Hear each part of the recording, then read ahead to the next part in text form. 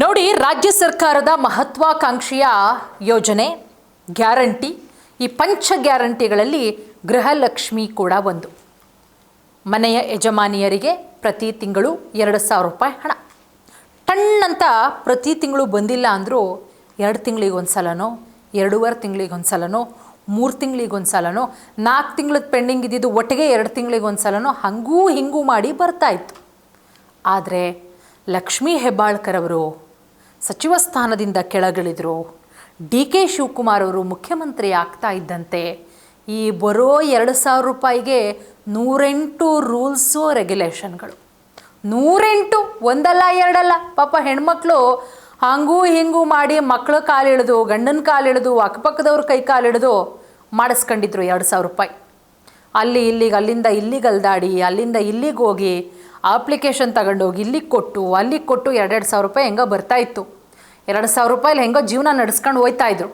ತಮಗೇನು ಬೇಕೋ ಅದನ್ನು ತಗೊಳ್ಳೋದು, ಮಕ್ಕಳಿಗೇನು ಬೇಕೋ ಪಾಪ ತಮಗೇನು ಬೇಕು ಅನ್ನೋ ತಗೊಳ್ತಾರೆ ಅಂತ ಹೇಳೋದು ತಪ್ಪು.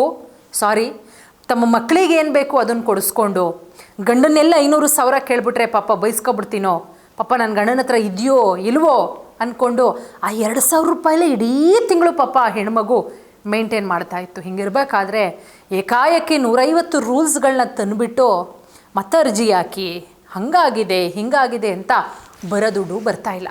ಹೋಗಲಿ, ವರಮಹಾಲಕ್ಷ್ಮಿ ಹಬ್ಬ ಹೆಣ್ಣುಮಕ್ಕಳು ಎಷ್ಟು ಖುಷಿಯಿಂದ ಎಷ್ಟು ದೂರಿಂದ ಆಚರಣೆ ಮಾಡೋ ಹಬ್ಬ ಆಗೋಯ್ತು. ವರಮಹಾಲಕ್ಷ್ಮಿ ಆಗಿ ಶುಕ್ರವಾರವೇ ಮುಗಿದು ಭಾನುವಾರ ಸೋಮವಾರ 4 ದಿನ ಆಗೋಯ್ತು. ವರಮಹಾಲಕ್ಷ್ಮಿ ಹಬ್ಬಕ್ಕಾದರೂ ಬರುತ್ತೆ 2,000 ಅಂತ ಹೇಳಿ ಕಾದಿದ್ದೇ ಬಂತು. ವರಮಹಾಲಕ್ಷ್ಮಿ ಹೋಗಿ ಗೌರಿ ಗಣೇಶ ಹಬ್ಬ ಬರ್ತಾ ಇದೆ. ಎಲ್ಲ ಕಡೆ ಗಣಪತಿನ ಇಡೋದಕ್ಕೆ ತಯಾರಿ ಮಾಡ್ಕೊಳ್ತಾ ಇದ್ದಾರೆ. ಮನೆ ಮನೆ ಕಲೆಕ್ಷನ್ ಮಾಡ್ತಾಯಿದ್ರು. ಆಂಟಿ, ನಾವು ಗಣಪತಿ ಇಡ್ತಾ ಇದ್ದೀವಿ, ಒಂದು 500 ರೂಪಾಯಿ ಕೊಡಿ ಅಂದರು. ಪಾಪ ಹೆಣ್ಮಗು ಹತ್ರ ದುಡ್ಡಿಲ್ಲ, ಹೆಂಗೆ ಕೊಡೋಕ್ಕಾಗತ್ತೆ? ಬರೋ 2,000 ರೂಪಾಯಿ ಬರ್ತಾನೆ ಇಲ್ವಲ್ಲ. ವರಮಹಾಲಕ್ಷ್ಮಿಗಾದರೂ ಬಂದಿದ್ರೆ ಗೌರಿ ಗಣೇಶ ಹಬ್ಬಕ್ಕಾದ್ರೂ ಗಣೇಶ ಇಡೋಕ್ಕಾದ್ರೂ ಒಂದು 500 ರೂಪಾಯಿ ಕೊಡ್ತಾಯಿದ್ರು. ಈಗ ಅದೂ ಇಲ್ಲ. ವರಮಹಾಲಕ್ಷ್ಮಿ ಹಬ್ಬ ಕಳೆದ್ರೂ ಬರಲಿಲ್ಲ ಗೃಹಲಕ್ಷ್ಮಿ ಯೋಜನೆಯ 2,000 ರೂಪಾಯಿ ಹಣ. ಇನ್ನೂ ಫಲಾನುಭವಿಗಳ ಖಾತೆಗೆ ಜಮೇನೇ ಆಗಿಲ್ಲ. ಹಬ್ಬ ಮಾಡೋಕ್ಕಾರು ಬಂದ್ಬಿಡುತ್ತೆ. ನಮ್ಮ ಡಿ.ಕೆ. ಶಿವಕುಮಾರ್ ಸರ್ರು 2,000 ರೂಪಾಯಿ ವರಮಹಾಲಕ್ಷ್ಮಿ ಹಬ್ಬಕ್ಕೆ ಹಾಕಿಬಿಡ್ತಾರೆ. ಲಕ್ಷ್ಮಿಗೆ ಅಲಂಕಾರ ನಾವು ಮಾಡ್ತೀವಲ್ಲ, ಇನ್ನೂ ಬಗೆ ಬಗೆಯ ಅಲಂಕಾರ ಮಾಡಿಬಿಡೋಣ, ಲಕ್ಷ್ಮಿನ ಲಕಲಕ ಅಂತ ಅನ್ನಿಸ್ಬಿಡೋಣ ಅಂತ ಪಾಪ ನಮ್ಮ ಹೆಣ್ಮಕ್ಳು ಕಾದಿದ್ದೇ ಬಂತು. 2,000 ರೂಪಾಯಿ ಹಣ ಬರಲೇ ಇಲ್ಲ. ಪರಿಶೀಲನೆ ಮಾಡಿದ ಮಾದರಿಯಲ್ಲೇ ಈ ಗೃಹಜ್ಯೋತಿ ಯೋಜನೆಯನ್ನು ಯಾವ ರೀತಿ ಪರಿಶೀಲನೆ ಮಾಡಿದ್ರು ಅದೇ ಮಾದರಿಯಲ್ಲೇ ಗೃಹಲಕ್ಷ್ಮಿ ಯೋಜನೆಗೂ ಮನೆ ಮನೆ ಸಮೀಕ್ಷೆ ಮಾಡೋಕ್ಕೆ ಕಾಂಗ್ರೆಸ್ ಸರ್ಕಾರ ಮುಂದಾಗಿದೆ. ಇನ್ನೇನಾಗಬೇಕು? ಫಸ್ಟ್ ಹೇಳ್ತಾರೆ, ಕಾಂಗ್ರೆಸ್ ಸರ್ಕಾರ ಅಧಿಕಾರಕ್ಕೆ ಬರೋಕ್ಕೆ ಮುಂಚೆ ಗ್ಯಾರಂಟಿ ಅನೌನ್ಸ್ ಮಾಡ್ತಾರಲ್ಲ, ಆಗ ಓಟ್ ಬೇಕಾಗಿತ್ತಲ್ಲ, ಎಲ್ಲ ಹೆಣ್ಣುಮಕ್ಕಳಿಗೂ ಫ್ರೀ 2,000 ರೂಪಾಯಿ ಕೊಡ್ತೀವಿ ನಾವು ಅಧಿಕಾರಕ್ಕೆ ಬಂದರೆ. ಅಧಿಕಾರಕ್ಕೆ ಬಂದ ಮೇಲೆ ಹೇಳ್ತಾರೆ ಆ ರೂಲ್ಸು ಈ ರೂಲ್ಸು. ಗಂಡ ಟ್ಯಾಕ್ಸ್ ಕಟ್ಟೋದಾದರೆ ಬರಲ್ಲ, ಮಕ್ಕಳು ಟ್ಯಾಕ್ಸ್ ಕಟ್ಟೋದಾದರೆ ಬರಲ್ಲ, ಮನೇಲಿ 4 ಜನ ಇದ್ದೀರಾ ಒಬ್ಬರೇ ಯಜಮಾನಿಗೆ ಕೊಡೋದು. ಹಾಗೂ ಹಿಂಗೂ ಮಾಡಿ ಬರ್ತಿದ್ಯಾ ಮನೆ ಯಜಮಾನಿಗೆ? ಬಂತು ಒಂದು 6-7 ತಿಂಗಳು, ಒಂದು 7-8 ತಿಂಗಳು, ಆಮೇಲೆ ಮತ್ತೆ ಬರಲೇ ಇಲ್ಲ. ಸೇವಾ ಸಿಂಧು ಕೇಂದ್ರದಲ್ಲಿ ಮನೆ ಮನೆಗೆ ತೆರಳಿ ಫಲಾನುಭವಿಗಳ ಸರ್ವೆ ಮಾಡಲಾಗುತ್ತೆ ಅಂತ ಹೇಳಿ ಮುಖ್ಯಮಂತ್ರಿ ಡಿ.ಕೆ. ಶಿವಕುಮಾರ್ ಅವರು ಹೇಳಿರುವುದು. ಇದೀಗ ವರಮಹಾಲಕ್ಷ್ಮಿ ಹಬ್ಬ ಆಗಿ ಗೌರಿ ಗಣೇಶ ಹಬ್ಬ ಬರ್ತಾ ಇದ್ರು, ಗೃಹಲಕ್ಷ್ಮಿ ಯೋಜನೆಯ ಹಣ ಫಲಾನುಭವಿಗಳ ಖಾತೆಗೆ ಬಂದಿಲ್ಲ ಬಂದಿಲ್ಲ ಬಂದಿಲ್ಲ. ಈ ಬಗ್ಗೆ ವಿರೋಧ ಪಕ್ಷಗಳು ಟೀಕೆ ಮಾಡ್ತಾನೇ ಇದೆ. ವಿರೋಧ ಪಕ್ಷದ ನಾಯಕ ಆರ್ ಅಶೋಕ್ ಅವರು ಟ್ವೀಟ್ ಮಾಡಿದ್ದಾರೆ, ಗೃಹಲಕ್ಷ್ಮಿಯರಿಗೆ 2,000 ರೂಪಾಯಿ ಕೊಡೋದಕ್ಕೆ ದುಡ್ಡಿಲ್ಲ, ಮನೆ ಮನೆ ಸಮೀಕ್ಷೆ ಮಾಡೋದಕ್ಕೆ ಡ್ರಾಮಾ ಇದು. ಹೆಂಗೋ ಕಾಲಕ್ಕೆ ಮುಂದೆ ತಳ್ಳಬೇಕಲ್ಲ, ಇನ್ನೊಂದು ಸಮೀಕ್ಷೆ ಅನ್ಕೊಂಡು ಒಂದು 15 ದಿನ ತಳ್ಬಿಟ್ರೆ ಸೇಫಾ, ಆಮೇಲೆ ನೋಡ್ಕೊಬಿಡೋಣ ಅಂತ. ಆ ಥರ ನಾವೆಲ್ಲ ಹೇಳ್ತಾ ಇರೋದು. ವಿರೋಧ ಪಕ್ಷದ ನಾಯಕರಾದಂಥ ಆರ್ ಅಶೋಕ್ ಅವರು ಗೃಹಲಕ್ಷ್ಮಿಗೆ 2,000 ರೂಪಾಯಿ ಕೊಡೋಕೆ ದುಡ್ಡಿಲ್ಲ, ಮನೆ ಮನೆ ಸಮೀಕ್ಷೆ ಮಾಡೋದಕ್ಕೆ ಮಾತ್ರ ಡ್ರಾಮಾ. ಕಾಂಗ್ರೆಸ್ ಸರ್ಕಾರದ ಗ್ಯಾರಂಟಿಯ ಮತ್ತೊಂದು ಬಣ್ಣ ಬಯಲು. ಗೃಹಲಕ್ಷ್ಮಿ ಯೋಜನೆಯ ಫಲಾನುಭವಿಗಳಿಗೆ ಹಲವು ತಿಂಗಳುಗಳಿಂದ 2,000 ರೂಪಾಯಿ ಕಂತುಗಳು ಹಾಗೆ ಬಾಕಿ ಉಳ್ಕೊಂಡಿದೆ. ರಾಜ್ಯದ ತಾಯಂದಿರು ತಮ್ಮದೇ ಹಣಕ್ಕಾಗಿ ಕಚೇರಿಯಿಂದ ಕಚೇರಿಗೆ ಅಲ್ದಾಡೋ ಪರಿಸ್ಥಿತಿ ಬಂದಿದೆ.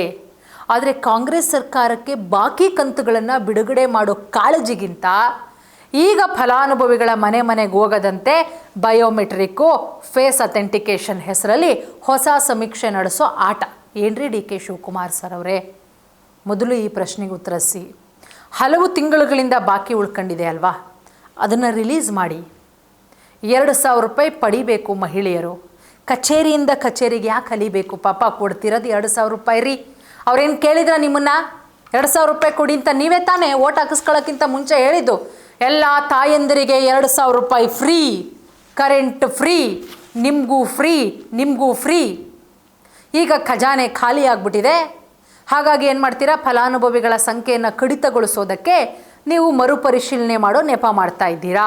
ಸಮೀಕ್ಷೆ, app, web application, biometric, face authentication ಹೆಸರಲ್ಲಿ ಕಾಲಹರಣ ಮಾಡೋ ಹೊಸ ತಂತ್ರ. ಸರ್ಕಾರದ ಲಿಖಿತ ಮಾಹಿತಿಯೇ ಕಾಂಗ್ರೆಸ್ ಸರ್ಕಾರದ ಆಡಳಿತ ವೈಫಲ್ಯವನ್ನು ಬಯಲು ಮಾಡಿದೆ. ಯೋಜನೆ ಆರಂಭದಿಂದ ಜೂನ್ 2026ರವರೆಗೆ 3,13,297 ಫಲಾನುಭವಿಗಳು ಮೃತಪಟ್ಟಿದ್ದಾರೆ. ಅವರಲ್ಲಿ 1,10,562 ಮೃತ ಫಲಾನುಭವಿಗಳ ಖಾತೆಗಳಿಗೆ ಮರಣದ ನಂತರವೂ 117.31 ಕೋಟಿ ಜಮೆಯಾಗಿದೆ. ಆದರೆ ಸರ್ಕಾರದ ಲೆಕ್ಕ ಶೀರ್ಷಿಕೆಗೆ ವಾಪಸ್ ಬಂದಿರೋದು 40.07 ಕೋಟಿ. ಸತ್ತವರ ಖಾತೆಗೆ ಹಣ ಹೋಗೋವರೆಗೂ ಕೂಡ ನಿದ್ರಿಸ್ತಾ ಇದ್ದ ಸರ್ಕಾರ ಜೀವಂತ ಗೃಹಲಕ್ಷ್ಮಿಯರ ಖಾತೆಗೆ ಹಣ ಹಾಕೋ ಸಮಯದಲ್ಲಿ ಮಾತ್ರ ನಿಯಮ ನಿಬಂಧನೆಗಳಂತೆ. ಅದಕ್ಕೊಂದಷ್ಟು ಜನರನ್ನ ನೇಮಕ ಮಾಡಿದ್ರಲ್ಲ ನೀವು, ಅವರಿಗೆ ಅಷ್ಟು ಕೋಟಿ ಖರ್ಚು ಮಾಡೋದಲ್ಲ. ಅವ್ರೇನು ಮಾಡಿದ್ರು? ಸತ್ತವರ ಖಾತೆಗೆ ಹಣ ಹೋಗೋವರೆಗೂ ಏನು ಮಾಡಿದ್ರು?